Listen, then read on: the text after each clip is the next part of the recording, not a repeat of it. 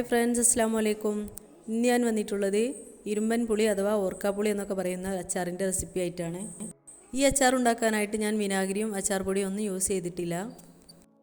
ഇത് ഞാൻ ഓർക്കാപ്പുളിയുടെ മരം പൂവിട്ട് നിൽക്കുന്ന സമയത്ത് എടുത്ത വീഡിയോ ആണ്. ഇപ്പോൾ ഇതിൽ നിറയെ ഓർക്കാപ്പുളി ഉണ്ടായിട്ടുണ്ട്. അപ്പോൾ ഞാൻ ഇതെല്ലാം അച്ചാർ ഉണ്ടാക്കാനായിട്ട് പറിച്ചെടുക്കുകയാണ്.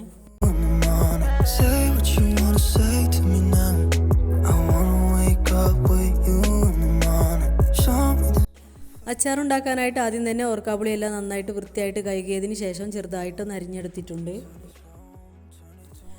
ശേഷം ഇതൊരു മൺചട്ടിയിലാണ് ഉണ്ടാക്കിയെടുക്കുന്നത്. മൺചട്ടി നന്നായിട്ട് ചൂടായതിന് ശേഷം അതിലേക്ക് വെളിച്ചെണ്ണ ഒഴിച്ച് കൊടുക്കുന്നുണ്ട്.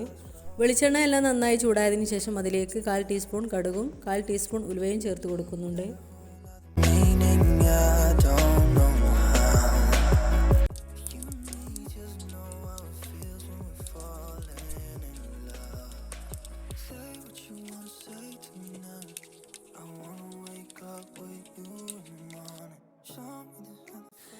കടുകും ഉലുവയും പൊട്ടിയതിന് ശേഷം അതിലേക്ക് 1/4 കപ്പ് വെളുത്തുള്ളി ചെറുതായിട്ട് കട്ട് ചെയ്തത് ഇട്ട് കൊടുക്കുന്നുണ്ട്.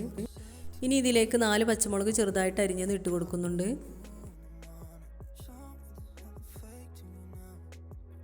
ഇനി ഇതിലേക്ക് ചെറുതായിട്ട് അരിഞ്ഞിട്ടുള്ള ഇഞ്ചിയും ചേർത്ത് കൊടുക്കുന്നുണ്ട്.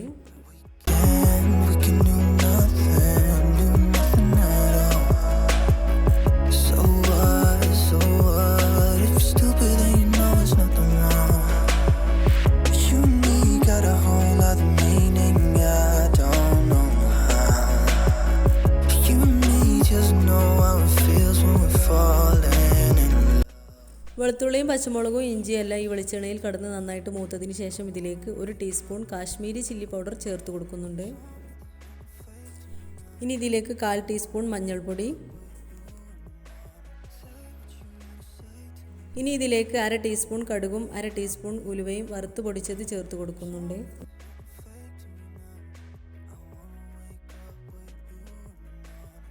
ഇനി ഇതിലേക്ക് എരിവിനാവശ്യമായിട്ടുള്ള 1/2 ടീസ്പൂൺ മുളക് പൊടി ചേർത്ത് കൊടുക്കുന്നുണ്ട്. ഇനി ഈ പൊടികളെല്ലാം കൂടിയിട്ട് ഈ വെളിച്ചെണ്ണയിലിട്ടൊന്ന് മൂപ്പിച്ചെടുക്കേണ്ടതാണ്.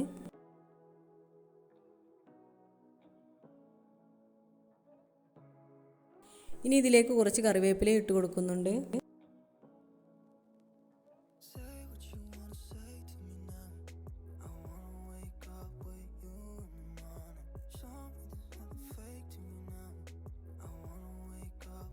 ഇപ്പോൾ ഇതിലുള്ള മസാലപ്പൊടികളെല്ലാം നന്നായിട്ട് മൂത്ത് വന്നിട്ടുണ്ട്. ഇതിലേക്ക് 1 ഗ്ലാസ് വെള്ളം ഒഴിച്ച് കൊടുക്കുന്നുണ്ട്.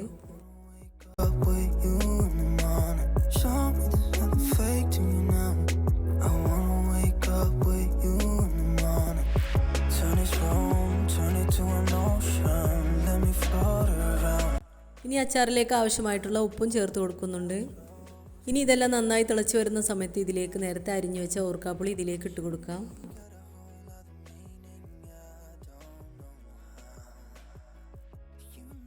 ഇനി ഇതെല്ലാം കൂടി നന്നായിട്ടൊന്ന് മിക്സ് ചെയ്ത് കൊടുക്കേണ്ടതാണ്.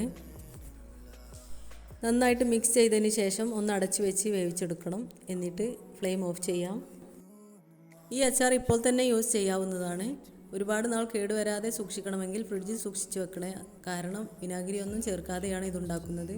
നല്ല ടേസ്റ്റാട്ടോ ഈ അച്ചാർ കഴിക്കാനായിട്ട്. വിനാഗിരി ഒന്നും ചേർത്തിട്ടില്ല എന്ന് ഒരിക്കലും പറയില്ല.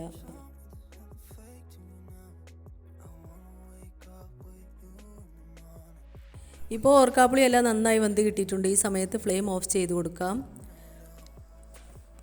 ഇപ്പോൾ നമ്മുടെ ഇരുമ്പൻ പുളി അഥവാ ഓർക്കാപ്പുളി എന്ന് പറയുന്ന അച്ചാർ ഇവിടെ റെഡിയായി വന്നിട്ടുണ്ട്. നിങ്ങൾക്ക് ഇഷ്ടപ്പെട്ടെങ്കിൽ ലൈക്ക് ചെയ്യാനും ഷെയർ ചെയ്യാനും സബ്സ്ക്രൈബ് ചെയ്യാത്ത കൂട്ടുകാരൊന്ന് സബ്സ്ക്രൈബ് ചെയ്യാനും മറക്കരുത്. ഇൻഷാ അല്ലാഹ് അടുത്ത നല്ലൊരു വീഡിയോയുമായി കാണുന്നതുവരേക്കും അസ്സലാമു അലൈക്കും.